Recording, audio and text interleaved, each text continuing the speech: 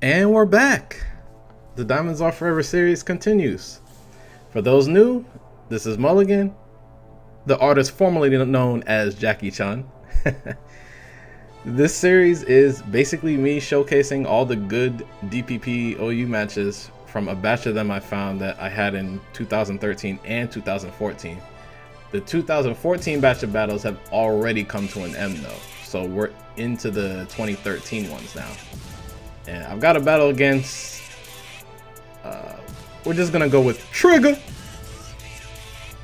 Anyway, because the games are now from 2013, the showdown replays show the Pokemon in their Gen 6 sprites, but do not be deceived. This is a 4th gen battle, meaning there is no team preview.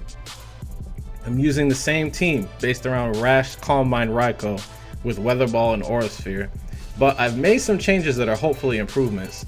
I cut the more offensive lead Azelf and Heatran for a bulkier Hazard Core in Fortress and Nidoqueen.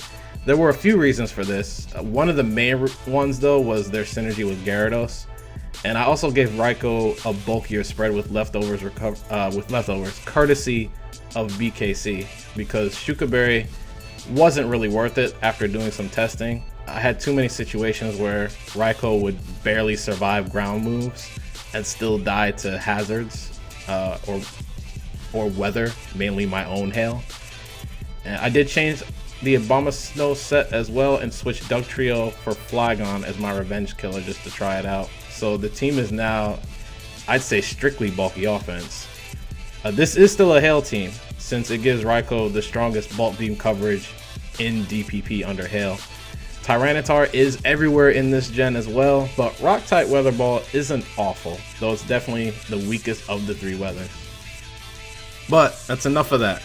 Let's go ahead and jump right into it. As you can see, I lead with Fortress, my opponent leads with Jirachi, and I make a very strange play immediately by going to Gyarados and I catch a Trick, which was pretty obvious in hindsight. The only thing I could think of was that I was expecting Stealth Rock turn 1, but I was halfway playing around Trick. If that was the case though, I should have just went for Flygon. But Gyarados is a lot less useful now since I'm running Dragon Dance, so I stay in the Waterfall, but I get clocked with Thunder Punch, which I honestly didn't think I was expecting from lead Jirachi, because usually there's only one coverage move Scarfrachi carries, and it's typically Ice Punch, with the other moves being Trick, Stealth Rock, and Iron Head. But I bring Fori back in on the free switch, and I go ahead and double switch to Nidoqueen to scout for the possible Fire Punch. The Thunder Punch immediately got me spooked, which was the reason for the double switch, but Stealth Rock gets set up instead. I go ahead and I'm going to set up my own Stealth Rock, but I'm not off to a great start so far, and my opponent actually reveals Cresselia. And here I decide to set up all over Cresselia, so I'm going to go back to Fortress, but then I see Light Screen get set up, and this is where things get scary. I'm going to stick with the plan, but I Rapid Spin first so Abomasnow doesn't take a ton of damage coming in, knowing this is likely a dual screen set, and Reflect confirms this. Now, I know TRiga is going to switch out, but I still go ahead and drop the first layer of spikes, and I just have to hope I can handle whatever offensive threat will be thrown at me with screen support. And it's Lucario. It does not get any scarier than this. So much for Gyarados being useless. Anyway, I have to switch to Nidoqueen. She's the only mon I have to take on Lucario after a Swords Dance, and it gets revealed here. And I have to Earthquake here so I can limit the amount of damage this thing can do to me since it carries Life Orb, limiting the number of attacks he can do. Close Combat came my way, and it's a clean 2-hit KO, which is honestly a blessing. And I just click Earthquake, honestly expecting Nidoqueen to be knocked out, but my opponent surprisingly goes back to Cresselia. After seeing the switch, I should have seen what was coming next. TRiga plans to Lunar Dance and bring Luke back to full health, which comes standard on dual screen Crest. I go back to Fortress because I didn't see it at the time though, so I could set up more hazards. TRiga does try for the KO with Psychic, doesn't get it, and I'm going to go ahead and spike up again. And my opponent does go for the Lunar Dance and brings Lucario back in. But the second layer of spikes actually helps me out quite a bit here because Luke takes damage after the heal, which is pretty big. And also the screens are about to wear off. Regardless, I can't go to Nidoqueen anymore, so I go ahead and reveal that I'm also running Earthquake on Fortress to once again limit the damage that Lucario can do. Having Earthquake is just a nod to Magnezone, so I can have some way of fighting it. So some Gen 3 advanced OU tech for y'all. I stay in and fought our Fortress since he's done his job, and I just have to hope TRiga's not running a spinner. And the team looks like it's hyper offense, which typically don't run spinners in this gen, so there's hope. before he goes down, I bring a Bulbasaur in on the free switch, and the plan is to have Lucario go down to its own Life Orb recoil, but I need Hail to speed up the process and reduce his damage output even more. There is another part to this plan, but I double back to Nidoqueen to tank the close combat. Surprisingly, she hangs on, but not enough to get out of Hail damage, and she goes down. And now I bring a Abomasnow back in, and the other part of the plan gets revealed here. I wanted to snipe Lucario with Ice Shard after 2 defense drops specifically, as I had about a 75% chance to one-hit KO. And +2 extreme speed cannot OHKO Abomasnow with the spread I'm running without a crit. I do get the KO, Tyranitar gets revealed, ruining the Christmas party, and I immediately go to Flygon so I can check this thing, and TRiga reveals the Dragon Dance. I don't want to chance TRiga taking a risk by staying into DD up again while I U-turn out though, so I go right for Earthquake. Suicune actually gets revealed instead though, and the damage actually shows that there is some bulk invested in this Suicune, so it's not an all-out offensive spread. Because Earthquake is not a guaranteed 2-hit KO, I go to Raikou, who is my primary answer to all Suicune anyway, especially now that I'm running a bulkier Calm Mindset and Ice Beam comes my way. I'm going to go for the Stab Thunderbolt because either one of 2 things will happen.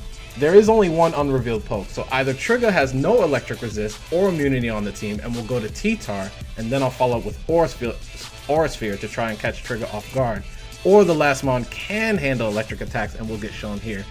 And the latter happens and it's a Gliscor. Raikou has no good way of beating Gliscor in the sand since Weather Ball is the coverage move, not the more common Hidden Power Ice, so I switch to Abomasnow to get Hail back up, and I get completely surprised here, and TRiga shows that Gliscor is carrying Stone Edge, which is not common at all, and I take a ton of damage. So I go back to Raikou so I can try to OHKO this thing with the Ice-type Weather Ball, and Gliscor is going to stay in the Stone Edge. But this is an interesting situation. I'm pretty sure Tyranitar will come back in to bring sand up, as normally I would have no good way to beat Gliscor in the sand with what I have left compared to what my opponent has, Jirachi in particular being annoying. The problem for TRiga though is that Tyranitar is already weakened a fair bit, enough to where even Rock-type Weather Ball is devastating after taking Spikes and Stealth Rock damage. And that's exactly what happens here as T-Tar comes in to get Sam back up and gets knocked out. Now I did get a crit, which could have mattered. I would have probably just went for Weather Ball again, but the 2-hit KO was not guaranteed. It was about 50% to be exact. Regardless, Gliscor comes back in, but I've won the Weather War, and I really don't care what happens to Abomasnow afterwards, so I just bring him back in to get Hail up to what I hope is permanent, barring a crazy Rain Dance, and my opponent tries for Stone Edge. I mean Miss. That's the actual name for the move. It'll be translated correctly in Sun and Moon, don't worry. But as I said, I don't care what happens to Abomasnow, as it's arguably the least useful at this point. And I plan to put all my hopes and dreams on Raikou to sweep and take me home. And I just went for Ice Shard to get damage. The Stone Mist connects and gets the KO.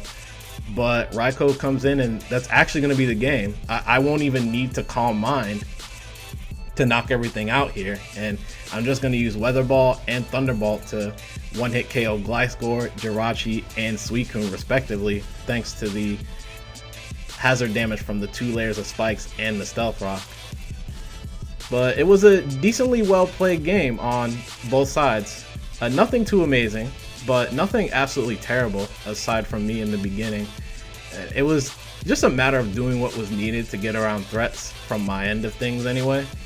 The crit towards the end of the game, I actually wanted to go back to that because in hindsight, it probably didn't matter too much because TRiga had quite a few options to go to at the time to keep T-Tar alive, but those 2 layers of spikes coupled with Stealth Rock was going to devastate anybody coming in except Gliscor, and Sand Veil would have to kick in at the right time for TRiga to stay in it.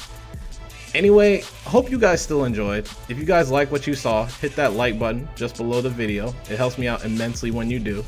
If you didn't like it, then hit the dislike button, but let me know in the comments as to why.